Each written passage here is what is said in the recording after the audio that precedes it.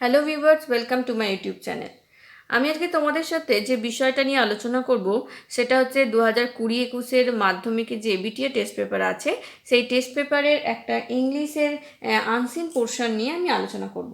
আগের ভিডিওগুলোতে আমি বেশ কয়েকটা আনসিন পেজ নিয়ে আলোচনা করেছি, যারা দেখোনি তারা আমার চ্যানেলের প্লেলিস্টে গিয়ে আগের আনসিনগুলো দেখে নিতে পারো।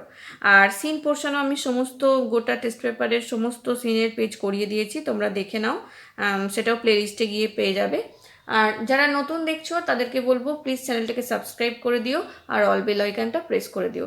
আর যদি তোমাদের ভিডিওগুলো ভালো লাগে তাহলে কিন্তু অবশ্যই একটা লাইক করবে। আর তোমাদের যে প্রবলেম যে কোন পেজটা করিয়ে দিলে ভালো হয়, কি করতে হবে না হবে, সব কিছু তোমরা কমেন্ট সেকশানে গিয়ে লিখতে পারো। অনেকের রিকোয়েস্টে আমি কিছু আনসিনের পেজ আগেই করিয়ে দিয়েছি। তোমাদের যদি এরকম কোনো সমস্যা থাকে তাহলে অবশ্যই কমেন্ট করো, আমি চেষ্টা করব তার রিপ্লাই দিতে। আর আজকে আমি 417 নাম্বার পেজের আনসিন পার্টটা করাবো। চলো শুরু করি। দেখো, 417 যে ইংলিশের পেজটা আছে, এই যে এই পেজটা তার আনসিনটা আছে, তার আনসিন ভাগটা আমরা 418 নাম্বার পেজে পেয়ে যাব।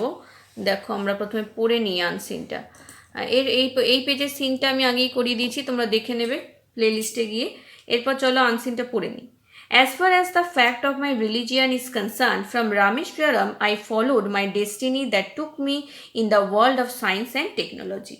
তাহলে আমার রিলিজিয়ান যতটা, মানে আমার ধর্ম যতটা অনুযায়ী যতদূর সম্ভব আমার ধর্মকে সামনে রেখে আমি বলতে পারি যে আমি রামেশ্বরম থেকে আমার ভাগ্য আমাকে নিয়ে এসেছে এই যে সায়েন্স আর টেকনোলজি, এই বিজ্ঞান আর প্রযুক্তির দুনিয়াতে আমাকে নিয়ে এসছে। অ্যাজ আই ওয়াজ, তারপর কি আছে না, I was believer in science, আমি বিজ্ঞানে বিশ্বাসী, but the spiritual atmosphere of my youth stayed with me. কিন্তু আমার আশেপাশে আমার যে যুবক বয়স থেকে ছোটোবেলা থেকে যে স্পিরিচুয়াল আমার অ্যাটমসফিয়ার ছিল, যে আধ্যাত্মিক যে পরিবেশ ছিল, সেটা কিন্তু আমার সাথে এখনও আছে। তারপরে গেছে I will understand different points of view, আমি বিভিন্ন পয়েন্ট অফ ভিউ মতাদর্শ বুঝতে পারি, পার্টিকুলারলি অ্যাবাউট গড, বিশেষ করে ভগবানের যে ক্ষেত্রে যে বিভিন্ন মতাদর্শ। I have read and assimilated the knowledge contained in different religious texts from the Quran to the Gita to the holy Bible. আমি বিভিন্ন যে ধর্মের যে ধর্মগ্রন্থ, সেই ধর্মগ্রন্থ সমস্ত পড়েছি, কোরআন থেকে শুরু করে গীতা, হোলি বাইবেল সমস্ত পড়েছি। আর সমস্ত বইতে যা লেখা আছে সেটা বুঝেছি, ভালো করে বোঝার চেষ্টা করেছি। Together they have made me a product of this unique land of ours, a syncretic creation of the best of our diverse tradition. আর এই সব কিছু একসাথে মিলে আমাকে কি হয়েছে না, আমাকে একটা এই পৃথিবীর বিভিন্ন ঐতিহ্য ভরা যে পৃথিবী, সেই পৃথিবীর মধ্যে বিভিন্ন ধর্মের মধ্যে আমি সমন্বয় সাধন করতে পেরেছি, আমি এইরকম একটা মানুষ হতে পেরেছি। And if ever I am asked what is like to be a Muslim in this country, যদি আমাকে জিজ্ঞেস করা হয় যে এই দেশে মুসলিম বলতে কী বোঝায়, I can point to the people I grew up with, my father imam of Rameswaram mosque, Paksi Lakshmana Sastri, priests of Ramanatha Swami Temple, and Father Brodel, priest of Rameshwaram Church. Indeed, many others like them whom I met later. কি বলেছে না, যদি আমাকে জিজ্ঞেস করা হয় যে মুসলিম এই দেশে মুসলিম মানে কি, আমি তাদেরকে দেখিয়ে দেবো যে আমি কাদের সাথে বড় হয়েছি। কাদের সাথে বড় হয়েছি না, আমার বাবা যিনি ছিলেন রামেশ্বরম যে মসজিদ, সেই রামেশ্বরম মসজিদের একজন ইমাম। আর কার সাথে বড় হয়েছেন না, পাক্সি লক্ষ্মণা শাস্ত্রী, যিনি ছিলেন রামানাথা স্বামী টেম্পলের মন্দিরের পূজারী। আর ফাদার ব্রডেল, যিনি ছিলেন রামেশ্বরম চার্চের প্রিস্ট, ধর্মযাজক। আর এছাড়াও আরও অনেক ব্যক্তি যারা আমাকে প্রভাবিত করেছে, এদের সাথে আমি বড় হয়েছি। Who have upheld up religious and moral standards of our nation, যারা আমাদের দেশের রিলিজিয়াস আর মোরাল স্ট্যান্ডার্ডকে, ধর্মীয় আর নৈতিক যে দিক সেটাকে তুলে ধরেছেন। In their own ways they have contributed to make ours a country we can justly proclaim to be a multi religious multi ethnic nation where there in space for each of us to breathe. তারাই কী করেছেন, যে যার নিজের মতো করে contribute করেছেন আমাদের দেশের জন্য, কীভাবে না দেশটাকে একটা ধর্ম নিরপেক্ষ বানিয়ে তোলার জন্য, যে দেশে সবাই যে যার মতাদর্শ প্রকাশ করতে পারে, নিজের মতো করে থাকতে পারে। নিজের মতো করে বাঁচতে পারে। Yes we have deep problems and divisions being created daily. হ্যাঁ, প্রতিদিন আমাদের অনেক সমস্যা ফেস করতে হয়, অনেক ডিভিশন ফেস করতে হয়, আর প্রতিদিনের এটা আমরা দেখতে পাই বিভিন্ন আমরা ভেদাভেদ করি। But if the generations to come remember the stories and bonding of people like my great grandfather and the imams the priest of the Rameswaram of long ago, I am sure India will continue to survive and thrive as a secular democracy forever. কিন্তু যদি এই young জেনারেশনটা সেই গল্পগুলো শুনতো, যে গল্পগুলো আমার great grandfather মানে পিতামহ, তারপরে ইমাম, তারপরে হচ্ছে প্রিস্ট অফ রামেশ্বরম টেম্পেলের মন্দিরের যে পুরোহিত, তারা সবাই যে কথাগুলো বলতো সেগুলো যদি শুনতো, তাহলে আমি শিওর যে ভারতবর্ষ সারা জীবন এভাবেই ধর্মনিরপেক্ষ একটা গণতান্ত্রিক দেশ হিসাবে বিরাজ করতো।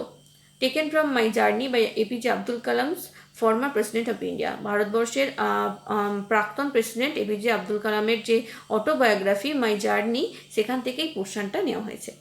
বুঝতে পেরেছো তোমরা মানেটা? এবার আমরা প্রশ্নগুলো করব। প্রথমে আছে multiple choice. The narrator followed his destiny from. Narrator তার ভাগ্য কোথা থেকে ফলো করে আসছে তাকে?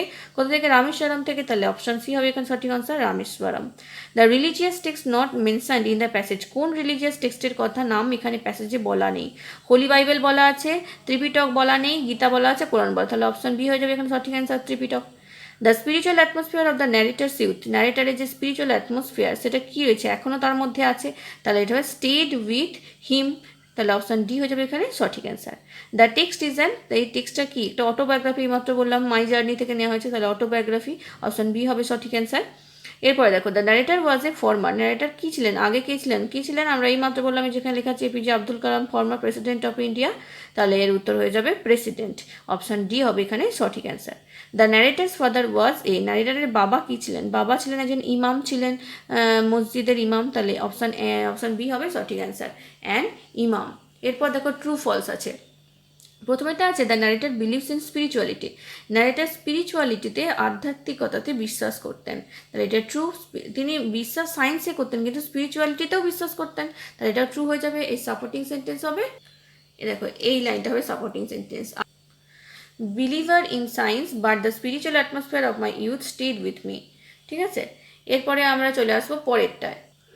পরেরটা আছে the India will not be a secular democracy in future. India ফিউচারে সেকুলার ডেমোক্রেসি থাকবে না, এটা ফলস হয়ে যাবে। আর এই সাপোর্টিং সেন্টেন্স এই লাইনটা, I am sure India will continue to survive and thrive as a secular democracy for ever. এরপর তিনেরটা কি আছে? The narrator had read only the religious বুক কোরআন।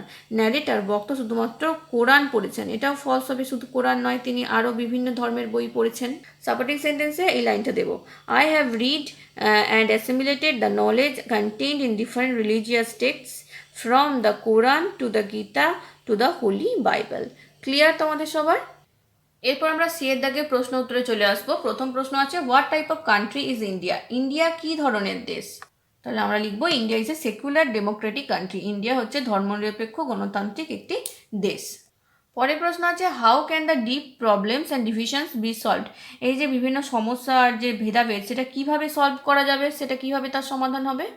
এর উত্তরে আমরা লিখব, if the generation to come remember the stories and bonding of people then the deep problems and division can be solve. যদি মানুষজনের যদি এখনকার যে জেনারেশন, তারা মানুষজনের মধ্যে যে বন্ডিংটা সেটা যদি বুঝতে পারে, তাহলে কিন্তু এই যে ভেদাভেদের যে সমস্যা সেটা মিটে যাবে। এরপরের প্রশ্ন কী আছে দেখো, who have upheld the religious and moral standards of our nation. আমাদের দেশের যে রিলিজিয়াস, ধর্মীয় আর নৈতিক যে স্ট্যান্ডার্ড, সেটাকে কারা ধরে রেখেছে, তুলে ধরেছে কারা? এর উত্তরে আমরা লিখব, Kalam's father priest of Ramanatha Swami temple, father Bodal and many others like them whom Kalam met later have upheld the religious and moral standards of our nation. তাহলে এরা সবাই আমাদের যে দেশের রিলিজিয়াস আর মরাল স্ট্যান্ডার্ড সেটাকে আপহেল্ড করছে। দেখো পরের প্রশ্ন আছে, how can the narrator well understand different points of view particularly about god? বিশেষ করে ভগবানের ক্ষেত্রে যে বিভিন্ন পয়েন্ট অফ ভিউ, সেটা কিভাবে বক্তা খুব ভালোভাবে বুঝতে পারেন? এর উত্তরে আমরা লিখব, the spiritual atmosphere of the narrator's youth stayed with him so that he will understand different points of view particularly about god. Spiritual যে অ্যাটমসফিয়ারটা সেটা ন্যারেটারের কাছে ইউথ অবস্থা থেকে এখনও পর্যন্ত আছে। তাই তিনি ভগবানের সম্পর্কে যে বিভিন্ন যে পয়েন্ট অফ ভিউ, বিভিন্ন রিলিজিয়াস পয়েন্ট অফ ভিউ, সেটা খুব ভালো করে বুঝতে পারেন। এরপর চলে আসবো সেকশন বি, 6 দাগেরগুলো একই মানে খুঁজে বের করতে হবে টেক্সট থেকে, আনসিন থেকে। প্রথমে আছে fully understood the idea of something, কোনো কিছু ব্যাপারে খুব ভালোভাবে পুরোপুরি বোঝা, এটা হয়ে যাবে অ্যাসিমিলেট। এরপরে আছে ফেট বা ভাগ্য, এটা হবে দেখো ডেস্টিনি। এরপর continue to be successful and strong, এটা হয়ে যাবে থ্রাইভ। এরপর আছে mixture of different religion and thoughts, বিভিন্ন ধর্মের আর চিন্তাভাবনা একসাথে মেশানোটাকে বলা হয় সেকুলার। ওকে, ক্লিয়ার? তো এই পোর্শনটা, এই পেজটা আমরা কমপ্লিট করলাম। এর পরের ভিডিওতে আমি আর একটা আনসিনের পেজ নিয়ে আলোচনা করব। তোমরা আমার চ্যানেলকে ফলো করতে থাকো। আর যদি ভিডিওগুলো ভালো লাগে তাহলে অবশ্যই একটা লাইক করে বন্ধুদের মধ্যে শেয়ার করে দিও। সবাই খুব ভালো থেকো, সুস্থ থেকো, মন দিয়ে পড়াশোনা করো। Thank you.